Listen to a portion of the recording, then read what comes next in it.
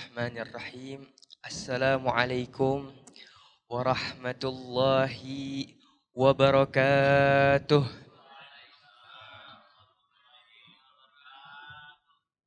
Alhamdulillah. Alhamdulillahil awwal bila ibtida wal akhir bila intiha. Wassalatu wassalamu ala imami ahli safa wal wafa. Hubbil awliya wal anbiya Sayyidina wa maulana wa habibina Muhammad wa ala alihi wa sahbihi ma damatil ardu was sama amma ba'd. Hadratul mukarramin wal muhtaramin yang saya hormati, para sesepuh, para asatidzah, para habaib, dan seluruh hadirin yang mana namanya tidak bisa saya sebutkan satu persatu, namun tidak mengurangi rasa hormat dan ta'zim saya kepada antum semua. Dan tak lupa juga khususon wabil khusus guru kita semua, Sayyidil Walid Al-Habib Ahmad bin Hasan Al-Idrus, matta'anallahu bituli hayatihi syarifah wa katharallahu amthalah. Semoga Allah subhanahu wa ta'ala jaga beliau. Semoga Allah subhanahu wa ta'ala panjangkan umur beliau dalam keadaan sehat wal afiyah. Amin amin ya rabbal alamin. Pertama-tama dan yang paling utama, lagi dan lagi, mau gak mau, marilah kita panjatkan puja dan puji syukur kita kehadirat Allah subhanahu wa ta'ala, yang mana berkat rahmat dan hidayahnya Allah subhanahu wa ta'ala gerakan kaki-kaki kita, gerakan hati-hati kita untuk bisa datang, untuk bisa duduk, untuk bisa hadir di majelis yang kata Rasulullah Sallallahu Alaihi Wasallam adalah taman dari taman-tamannya syurga. Suatu saat Rasul duduk sama para sahabat, bapak-bapak, ibu-ibu. Kata Rasul, wahai sahabatku, apabila kalian melihat taman dari taman-tamannya syurga, maka mampirlah. Otomatis bingung para sahabat. Ya Rasulullah, apa yang engkau maksud dengan taman dari taman-tamannya syurga? Apa kata Rasulullah Sallallahu Alaihi Wasallam? Majlisul ilm atau majlisul dzikr, wa fi riwayah. Kata Rasul menjawab pertanyaan sahabat, yang dimaksud dengan taman dari taman-tamannya syurga adalah majlis ilmu dan majlis dzikir di sebagian riwayat. Seperti majlis yang kita duduki pada malam hari ini. Tak lupa juga salawat dan salam. Marilah kita sama-sama panjatkan kepada Nabi kita yang mulia, yang dimuliakan oleh yang maha mulia, Nabi yang gak pernah naik pesawat, namun namanya selalu diiringi dengan salawat. Sallu ala Nabi Muhammad. Dan semoga salawat dan salam tercurah juga kepada para sahabatnya, keluarganya, dan kita selaku umatnya sampai akhir zaman. Amin amin ya rabbal. Hadirin wal hadirat yang Allah subhanahu wa ta'ala rahmati. Kita duduk pada malam hari ini di majelis maulid adalah suatu kenikmatan yang sangat besar. Suatu kenikmatan yang tidak bisa dinilai dengan harta. Yang mana kata Hubabah Nur, istrinya Al-Habib Umar bin Muhammad bin Salim bin Hafidh, hadhihi ni'mah tahtaj ila an tashkur, tahtaj ila syukriha. Nikmat duduknya kalian di majelis maulid itu adalah nikmat yang wajib kalian syukuri. Yang mana kata Allah subhanahu wa ta'ala, Allah janjikan kepada orang yang mensyukuri nikmat. Apa kata Allah? La in syakartum la azidannakum. Apabila kalian wahai hambaku mensyukuri nikmatku, maka aku akan tambahkan kepada kalian nikmat-nikmat yang lain. Yang tadinya malam ini dikasih sama Allah kesempatan ditakdirkan untuk hadir di majelis yang mulia ini, insya Allah di minggu depan makin istiqomah, datang kembali ke majelis ini. Amin amin ya rabbal alamin. Begitupun sebaliknya para hadirin wal hadirat. Apabila kita semua menkufuri nikmatnya, menganggap remeh nikmat hadir di dalam majlis maulid ini, maka niscaya Allah Subhanahu wa taala tidak akan segan untuk memberikan kita azab. Azab yang pedih. Apa kata Allah di dalam lanjutan ayatnya?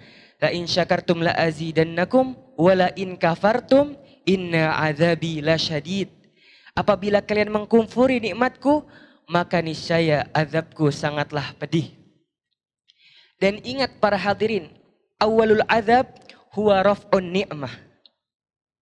Awal daripada azab itu adalah diangkatnya, dicabutnya nikmat yang Allah kasih kepada kita.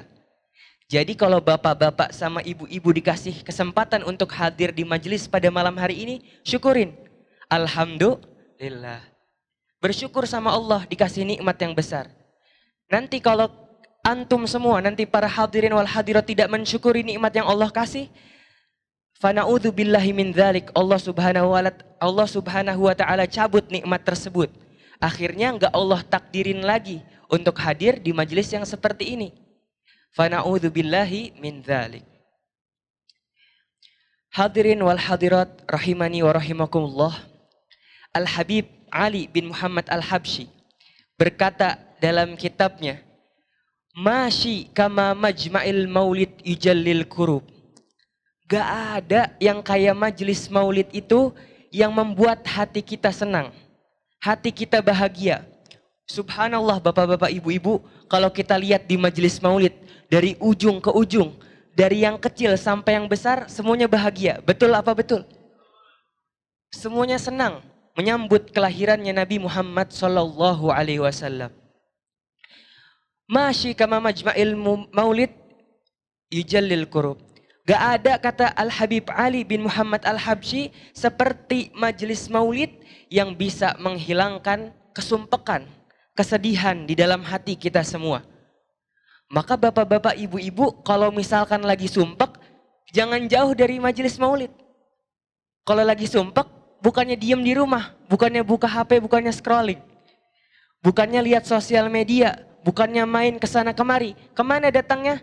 Ke majelis maulid. Karena gak ada kata Al-Habib Ali bin Muhammad Al-Habsyi yang menghilangkan rasa kesumpekan, yang menghilangkan rasa kesedihan seperti majelis maulid. Dahsyatnya majelis maulid. Kok bisa? Gimana gak bisa para hadirin? Dikatakan idza dzukira salihin, idza dzukira salihun tatanazzalur rahmah. Apabila disebutkan namanya orang soleh, maka akan turun rahmat yang banyak dari Allah Subhanahu wa taala. Lalu bisa kita bayangkan kalau orang soleh satu aja disebutin, misalkan kita sebut nama Al-Habib Ahmad bin Hasan Al-Idrus. Orang soleh, bakal turun banyak rahmat dari Allah.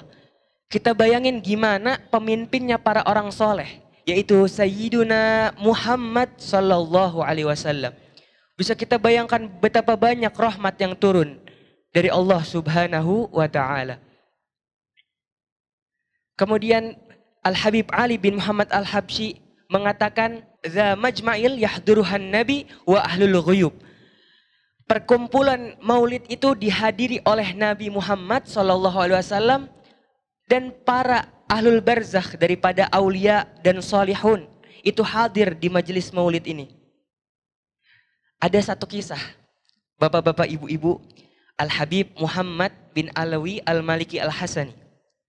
Mungkin pernah dengar namanya, beliau ini masyhur, dikenalnya sama Sayyid Maliki di Rusaifah di Makkah. Ini beliau pernah diundang safari dakwah buat berangkat ke Afrika untuk menghadiri dan mengisi acara maulid-maulid yang ada di Afrika. Setiap malam beliau pindah dari satu tempat ke tempat lain, dari rumah satu ke rumah yang lain. Sampai suatu saat, suatu malam, di satu majelis ada satu orang. Dari awal pembacaan maulid, Ya Rabbi salli ala Muhammad, Ya Rabbi salli alaihi wasallim. Dari awal Ya Rabbi salli ala Muhammad, dia berdiri. Sampai akhir pembacaan maulid berdiri. Sayyid Muhammad bin Alawi Al-Maliki bingung. Jangankan Sayyid Muhammad, kita juga bingung mungkin. Kalau sekarang pada malam hari ini ada satu orang yang berdiri dari awal maulid sampai akhir maulid nggak duduk-duduk. Heran beliau, bertanya-tanya dalam hatinya, ini orang kenapa? Ini kayaknya orang gak bisa duduk apa bagaimana gitu kan. Sampai beliau selesai membacakan maulid, beliau berdiri untuk ngasih mau'idhah hasanah, akhirnya orang ini duduk. Gak berdiri lagi. Loh, ini bisa duduk. Kenapa tadi dari awal sampai akhir pembacaan maulid gak duduk-duduk? Pas ceramah malah duduk. Akhirnya singkat cerita setelah maulid, Sayyid Muhammad panggil panitianya. Kiai, afwan itu yang berdiri di sana tadi pas pembacaan maulid, kenapa dia? Kata panitia, sebentar Habib, tunggu. Saya panggil orangnya, biar orangnya cerita langsung sama antum. Biar jelas ceritanya. Akhirnya panitia tersebut manggil ini orang. Ayo sini, dipanggil sama Sayyid Muhammad. Akhirnya datang, ditanya sama Sayyid Muhammad. Ente kenapa? Sepanjang maulid Nabi gak duduk. Pas bagian ceramah ente duduk. Akhirnya apa kata dia? Dia ceritakan kepada Sayyid Muhammad. Wahai Sayyid Muhammad, wahai Habib. Dari dulu sampai sekarang saya cinta sama yang namanya majelis maulid. Sama yang namanya majelis sholawat. Gak pernah saya absen sama majelis maulid dan majelis sholawat yang diadakan di sini. Sampai suatu ketika ada seorang syekh, ada seorang ustadz, ada seorang oknum ulama yang bilang kepada saya, kamu boleh baca maulid, tapi ngapain kamu berdiri-berdiri? Bahkan ada loh dalilnya, Nabi itu pernah bilang, la taqumuli, janganlah kalian berdiri karenaku. Itu kata Nabi. Terus kenapa kalian yang hadir di maulid itu pada berdiri? Dan subhanallah ya Habib, dalil yang dikatakan oleh salah satu orang ini masuk ke dalam otak saya, masuk kepada hati saya. Akhirnya saya nggak mau berdiri. Ketika orang-orang pada mahalul qiyam itu, bapak-bapak, ibu-ibu, Tola'al badru, semuanya berdiri, dia duduk. Gak mau saya berdiri. Orang kata Nabi, la takumuli, jangan berdiri karena aku, kata Nabi. Ya udah, saya duduk aja, gak mau berdiri. Subhanallah, katanya, ya Habib, Allah subhanahu wa ta'ala bukakan hijab, bukakan penutup di mata saya, sampai saya melihat Nabi SAW datang dengan para sahabatnya, dengan para aulia dan solihun, hadir di majelis maulid tersebut, hadir ketika mahalul qiyam, ketika semua orang berdiri. Otomatis ketika saya melihat Nabi, saya mau berdiri. Saya berusaha sekuat tenaga untuk berdiri, tapi nggak bisa Habib. Saya nggak bisa, saya sudah berusaha sekuat tenaga. Saya hanya bisa menangis. Menangis kenapa saya ini nggak bisa berdiri. Saya menganggap diri saya adalah orang yang nggak bisa menghormati Nabi. Galil adab, nggak punya adab sama Nabi. Nabi datang ternyata saya duduk, nggak berdiri seperti yang lain. Maka saya hanya bisa menangis ya Habib. Pulang dari majelis itu saya sakit. 1 bulan sakit. 2 bulan sakit. 3 bulan sakit, nggak sembuh-sembuh sakitnya. Sampai saya sadar, apakah saya sakit ini gara-gara gak beradab sama Nabi? Gara-gara ngelunjak sama Nabi? Akhirnya Habib saya bernazar. Saya bernazar kalau saya disembuhkan oleh Allah subhanahu wa ta'ala, kalau saya diberikan kesembuhan, maka saya akan berdiri dari awal maulid sampai akhir maulid. Untuk menghormati Nabi Muhammad SAW. Maka sejak saat itu saya nggak pernah hadir dalam satu majelis maulid kecuali saya akan berdiri dan nggak akan duduk untuk menghormati Nabi Muhammad SAW. Tapi jangan diikutin. Aneh nantinya kalau diikutin ya. Berdiri dari awal sampai akhir. Ya udah waktunya duduk, duduk semua. Waktunya berdiri, berdiri waktu mahalul qiyam. Gak usah diikutin. Kemudian kata Al-Habib Ali bin Muhammad Al-Habsyi, Za waqt taubataka iyal asi idza batatub. Ini waktu yang paling tepat untuk kalian wahai orang yang berbuat dosa untuk bertaubat kepada Allah Subhanahu wa taala. Jadi para hadirin, kita dari rumah datang yang punya banyak tanggungan dosa, yang punya banyak kesalahan sama Allah Subhanahu wa taala. Semoga dengan hadirnya kita di majelis ini diampuni oleh Allah Subhanahu wa taala dosanya. Amin amin ya rabbal alamin. Gimana enggak diampuni dosanya wahai hadirin? Kita menyebutkan nama nabi yang namanya selalu bersanding dengan namanya Allah Subhanahu wa taala. Nabi yang paling mulia dari awal pembuatan alam semesta sampai akhir zaman kelak. Yang mana gak cuma nabinya yang diberi kemuliaan, tapi kita juga selaku umatnya diberi kemuliaan oleh Allah Subhanahu wa taala. Apa kata Allah? Kuntum khaira ummatin ukhrijat linnas. Kata Allah, kalian wahai umat Muhammad adalah sebaik-baiknya umat. Kita nih para hadirin adalah sebaik-baiknya umat. Dari zamannya Nabi Adam sampai zaman sekarang ini, kita yang paling baik di sisi Allah Subhanahu wa taala. Karena apa? Bukan karena kebaikan kita, tapi karena nama kita bersanding dengan nama yang mulia, yaitu nama Nabi Muhammad sallallahu alaihi wasallam. Maka sudah sepatutnya para hadirin wal hadirat, sudah sepatutnya kita selaku umat Nabi Muhammad yang dikasih sama Allah Subhanahu wa taala kemuliaan yang banyak.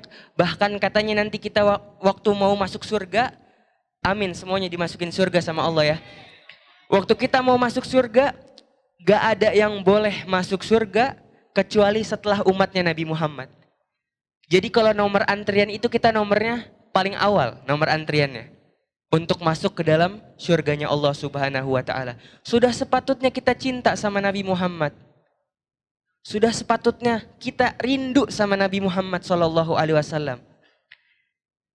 Tapi yang perlu digarisbawahi hadirin wal hadirat, yang namanya cinta itu perlu bukti. Betul apa betul?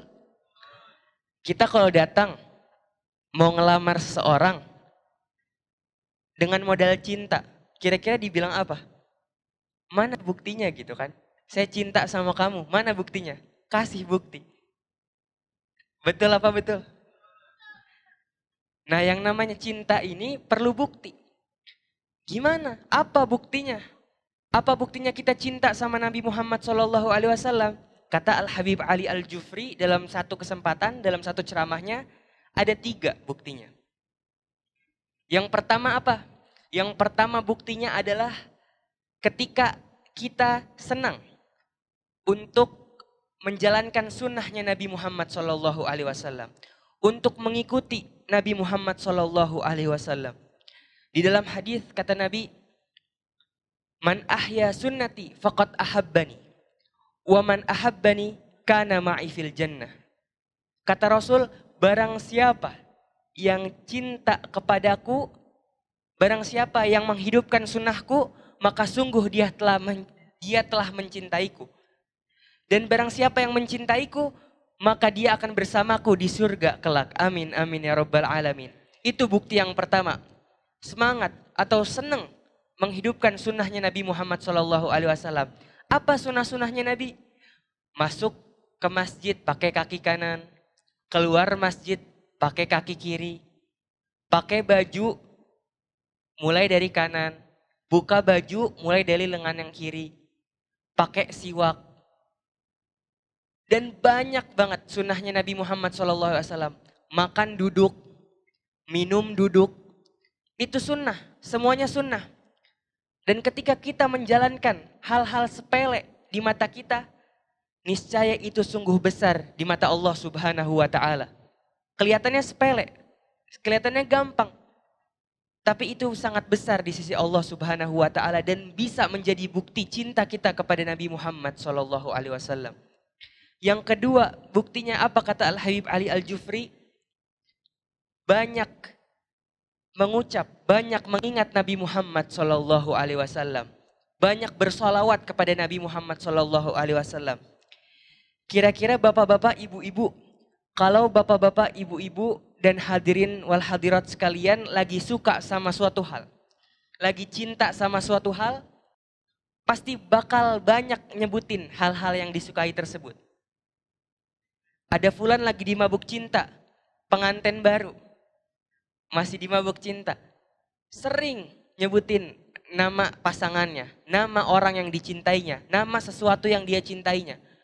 Orang seneng sama Ronaldo, gak pernah kelewatan pertandingannya Ronaldo.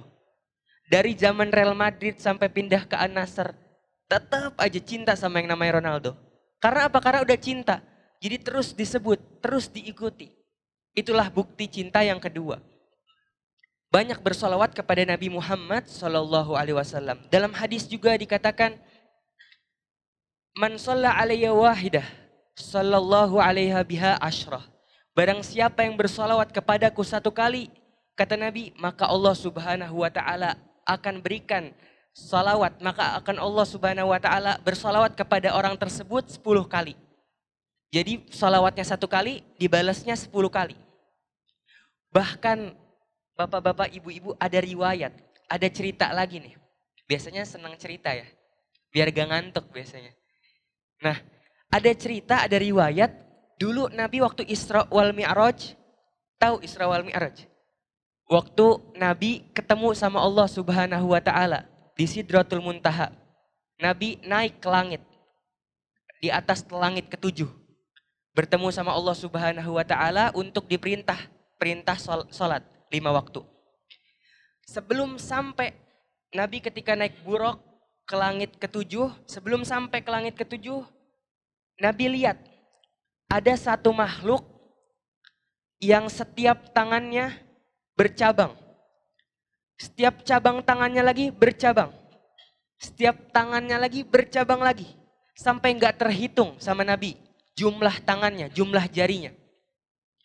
Lalu Nabi bingung, bertanya Nabi kepada malaikat Jibril, wahai Jibril, makhluk apa itu? Aneh Nabi, baru pertama kali melihat makhluk seperti itu. Akhirnya kata Jibril, wahai Nabi, ia adalah malaikat yang ditugaskan untuk menghitung jumlah tetes air hujan dari awal pembuatan muka bumi sampai nanti hari kiamat.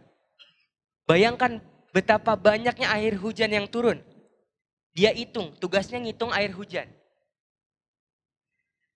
Kemudian kata malaikat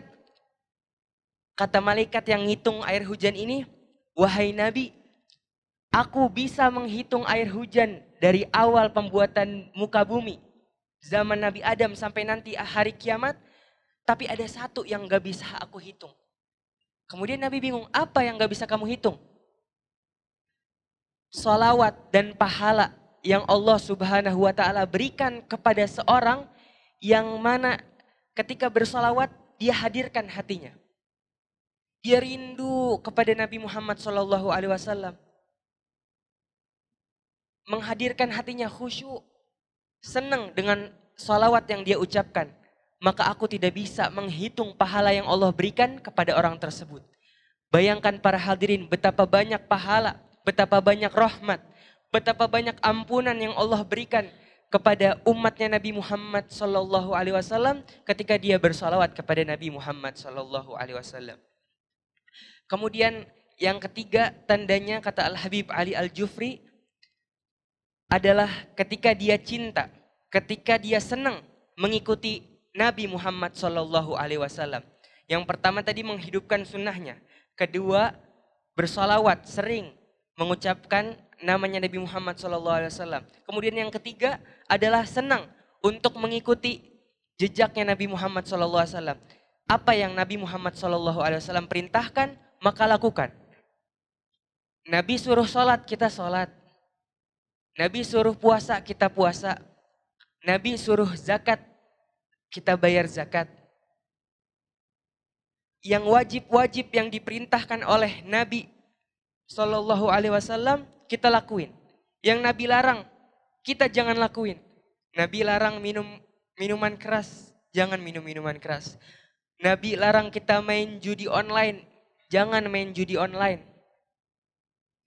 Nabi Shallallahu Alaihi Wasallam larang untuk berzina. Jangan berzina. Semoga Allah Subhanahu Wa Taala lindungi kita semua dari fitnah akhir zaman. Semoga Allah Subhanahu Wa Taala berikan kita semua hidayah dan inayahnya dan taufiknya untuk selalu berbuat taat kepada Allah Subhanahu Wa Taala. Amin amin ya Rabbal Alamin.